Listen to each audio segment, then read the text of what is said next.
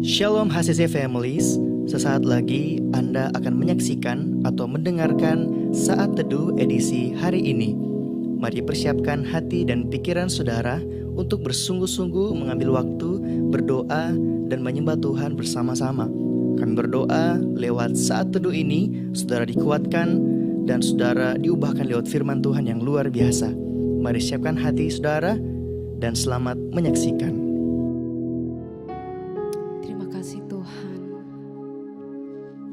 Kami datang di hadirat-Mu Tuhan. Ini hati kami Tuhan. Ini hidup kami Tuhan.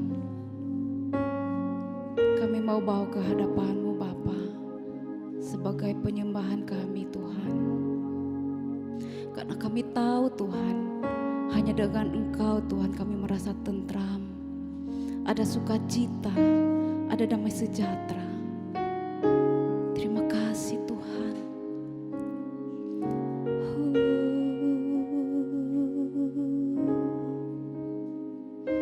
Terima kasih Yesus.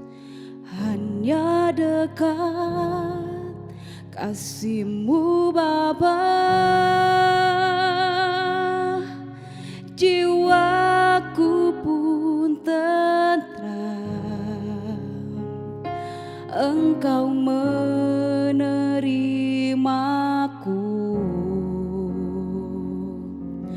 dengan sepenuhnya, walau dunia melihat rupa,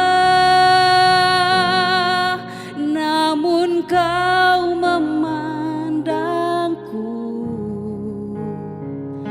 sampai kedalaman hatiku.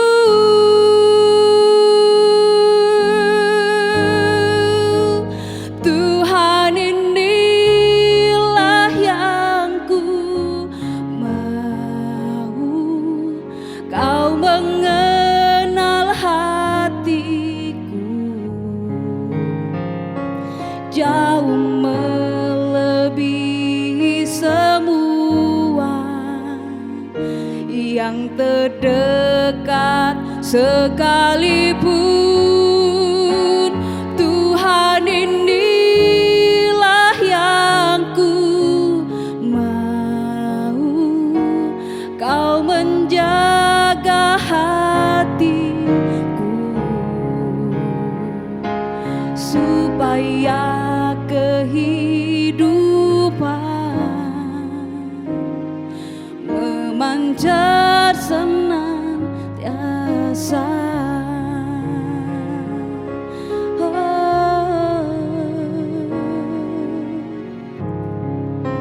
Hanya dekat padamu Tuhan, hanya dekat kasih-Mu Bapa, jiwaku pun tentram. Engkau menerimaku dengan sepenuhnya, walau dunia melihat rupa, namun Kau memandangku sampai kedalaman hatiku.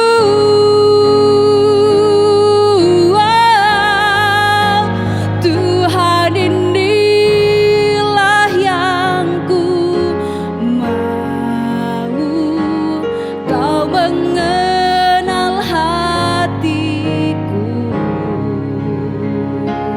jauh melebihi semua yang terdekat sekalipun. Tuhan, inilah yang ku mau. Kau menjaga hatiku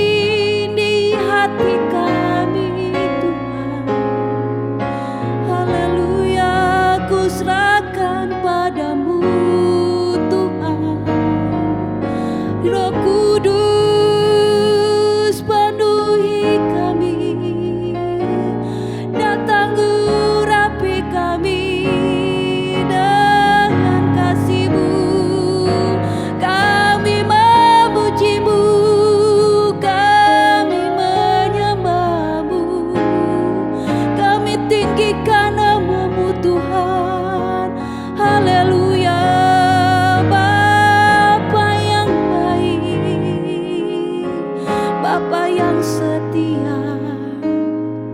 Hanya Kau yang mengenal hati kami, Tuhan.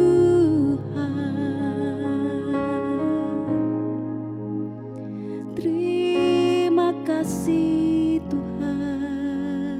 Shalom Jemaat Tuhan, senang sekali bisa berjumpa dengan Anda dalam Worship from Home edisi Saat Teduh pagi hari ini. Dan saya yakin Bapak Ibu Saudara dalam keadaan diberkati Tuhan. Baik Bapak Ibu Saudara, sebelum kita belajar kebenaran firman Tuhan dalam pagi hari ini, kita akan sama-sama berdoa terlebih dahulu. Mari kita satu dalam doa. Bapa, terima kasih buat anugerah Tuhan yang besar dalam kehidupan kami. Kami boleh berjumpa lagi di hari yang luar biasa yang Tuhan berkati. Saat ini Tuhan, kami mau belajar dari seri hidup yang diarahkan dengan tujuan. Biar pagi hari ini kami mau belajar lebih lagi Tuhan bersama-sama, dan Engkau pimpin kami, tuntun kami dengan kuasa Roh Kudus-Mu, sehingga kami mengerti dan memahaminya. Di dalam nama Tuhan Yesus, haleluya, amin. Baik Bapak Ibu Saudara, kita melanjutkan kembali dalam Saat Teduh kali ini dengan Purpose Driven Life seri yang boleh saya bagikan pagi hari ini dengan kehidupan yang digerakkan oleh sesuatu.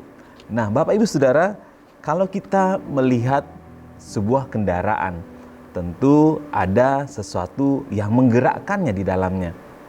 Dan kita percaya bahwa yang menggerakkan kendaraan atau motor atau mobil yang kita gunakan adalah sebuah mesin dan dikemudikan oleh sebuah setir tentunya. Bapak Ibu Saudara, demikian juga dengan kehidupan kita. Ada beberapa hal dalam kehidupan kita tanpa kita sadari mengendalikan kehidupan kita.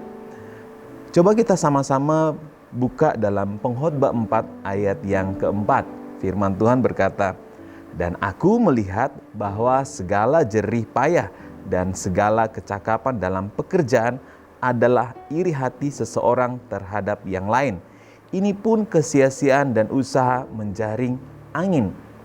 Bapak Ibu Saudara, kalau kita bisa mendefinisikan menggerakkan, dalam artian bahwa arti dari kata menggerakkan adalah sebagai kata membimbing atau mengendalikan atau mengarahkan.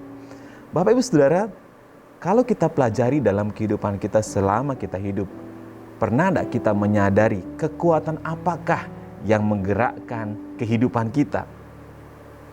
Ada 5 hal yang bisa kita pelajari, kekuatan yang tanpa kita sadari menggerakkan kehidupan kita. Yang pertama adalah orang banyak digerakkan dengan rasa bersalah. Rasa bersalah yang disimpan mungkin sudah demikian lama, sehingga ini menuntun kehidupan kita kepada arah yang tidak benar. Karena kita takut bergerak dan tujuan Allah dalam kehidupan kita tidak akan atau sulit untuk dipenuhi karena kita dituntun oleh rasa bersalah. Yang kedua, ada orang yang digerakkan oleh rasa benci dan amarah. Bapak Ibu Saudara, tanpa kita sadari dalam kehidupan kita, kalau kita menyimpan rasa marah dan rasa benci, tanpa kita sadari bahwa hal tersebut akan mengganggu kehidupan kita. Kebencian itu akan semakin lama atau kemarahan itu akan semakin lama semakin menyakiti kita. Tetapi orang yang kita benci, orang yang kita marah, hidup dengan penuh dengan sukacita dan damai sejahtera. Dan kita dilingkupi dengan rasa sakit hati dan kebencian atau marah, kita akan merusak kehidupan kita secara pribadi. Yang berikutnya, yang ketiga, ada orang yang digerakkan oleh rasa takut.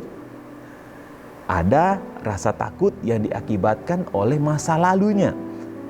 Di sini kita belajar sama-sama bahwa kalau kita hidup dengan rasa takut, kita percaya bahwa itu tidak akan bisa menggerakkan kehidupan kita untuk jauh lebih maju. Kenapa saya katakan jauh lebih maju? Dalam mengasihi Tuhan. Dalam firman Tuhan dalam 1 Yohanes 4 ayat 18 mengatakan, di dalam kasih tidak ada ketakutan. Kalau kita diliputi rasa takut kepada hal-hal, misalnya takut karena kita orang-orang berdosa yang tidak layak masuk dalam kerajaan surga, mungkin kita berpikir demikian, maka hal itu akan menghalangi kita melihat kasih karunia Allah dalam hidup kita. Yang berikutnya, yang keempat adalah hidup yang digerakkan oleh materialistis. Kita menilai semua kehidupan kita dengan materi. Kita akan merasa bahagia kalau kita dipenuhi atau kebutuhan materialistis kita terpenuhi, bahkan tercukupi, bahkan melimpah. Sehingga hal ini akan menghalangi kita melihat berkat Tuhan yang tercurah di dalam kehidupan kita. Yang kelima, ada orang yang digerakkan oleh kebutuhan untuk diterima. Bapak Ibu Saudara yang terkasih dalam nama Tuhan Yesus, hal ini adalah kebutuhan untuk diterima. Diterima berarti kita takut untuk ditolak. Kita takut untuk menerima penolakan dari orang-orang di sekitar kita. Bahkan kita takut menerima penolakan dari Tuhan. Sehingga kita mulai kehilangan arah dan tujuan kehidupan kita.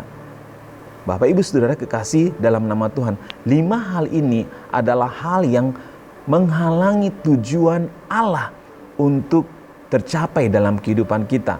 Yang pertama adalah rasa bersalah, yang kedua adalah kebencian dan kemarahan, yang ketiga adalah ketakutan, yang keempat adalah materialisme, yang kelima adalah kebutuhan untuk diterima.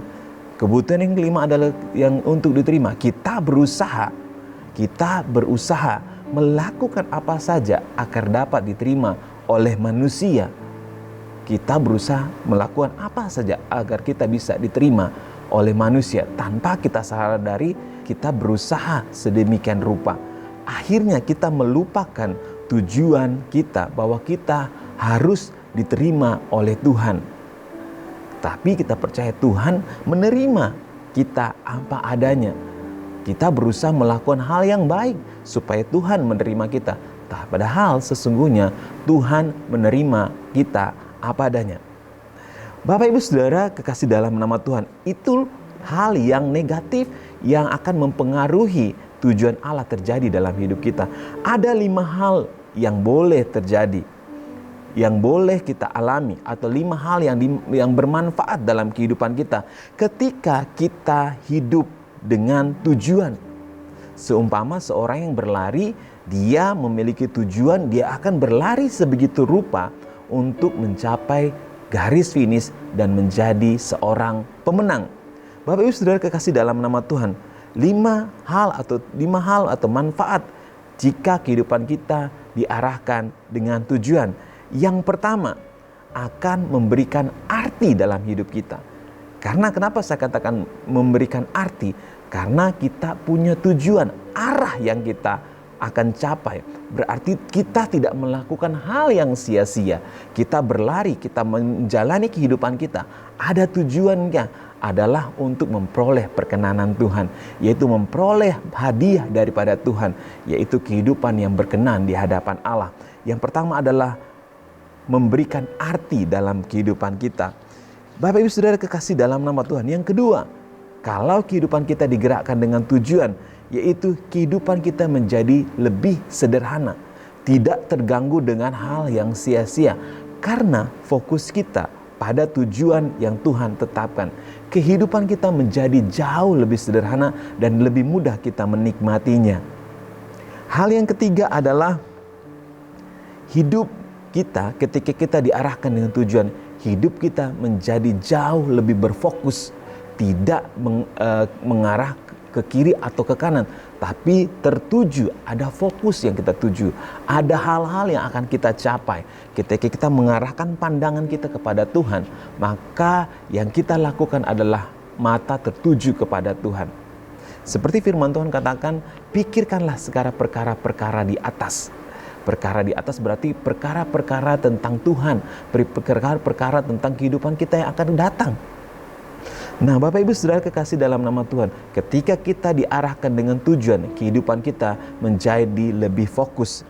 Yang keempat adalah ketika kita diarahkan dengan tujuan, kita memiliki motivasi hidup. Ketika seperti saya katakan pelari, dia bermotivasi untuk mencapai garis finish. Dia berlari begitu rupa menjadi yang tercepat untuk mendapatkan hadiah atau mendapatkan piala. Bapak Ibu Saudara kekasih dalam nama Tuhan, ketika kehidupan kita diarahkan dengan tujuan, motivasi hidup kita menjadi lebih sederhana. Yang terakhir, yang kelima adalah ketika hidup kita diarahkan oleh tujuan, kita menyiapkan kehidupan kita di kekekalan.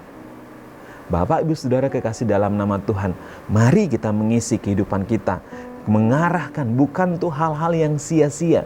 Bapak Ibu Saudara kekasih dalam nama Tuhan, kita boleh bekerja, kita boleh beraktivitas, kita boleh mencari apapun di muka bumi ini, tetapi kita harus memikirkan hal yang akan datang, kekekalan. Karena kita tidak hidup hanya di dunia ini saja, karena ada kehidupan yang lain yang akan setelah kita meninggal nanti, bahkan kita mati nanti, kita punya kehidupan yang lain. Ingat, Tuhan Yesus naik ke sorga menyiapkan tempat bagi orang-orang yang menang. Tentu kalau orang yang kalah ada tempatnya, ada 2 tempat yang disiapkan. Bukan berarti Tuhan menyiapkan neraka, tidak. Tapi Tuhan menyiapkan rumah bagi kita. Jadi kehidupan kita harus diarahkan atau digerakkan dengan tujuan supaya kehidupan kita semakin lama semakin berkenan di hadapan Tuhan. Bapak Ibu Saudara kekasih dalam nama Tuhan, apakah yang menggerakkan kehidupan kita? Apakah kehidupan kita digerakkan oleh rasa takut, rasa bersalah, rasa benci, rasa marah, materialisme, atau keinginan untuk diterima? Atau kehidupan kita digerakkan dengan tujuan yang memberikan arti kepada kehidupan kita, tujuan membuat kehidupan kita lebih sederhana, tujuan yang membuat kita fokus kepada Tuhan, tujuan yang mengarahkan kita, memotivasi kita, atau tujuan yang menyiapkan kita untuk menghadapi kekekalan. Kita boleh bekerja dalam melakukan segala hal di muka bumi ini, tapi ingat, kita juga harus mempersiapkan diri untuk menjadi mempelai-mempelai Kristus. Bapak Ibu Saudara, pilihan di tangan kita. Hidup kita mau digerakkan oleh apa?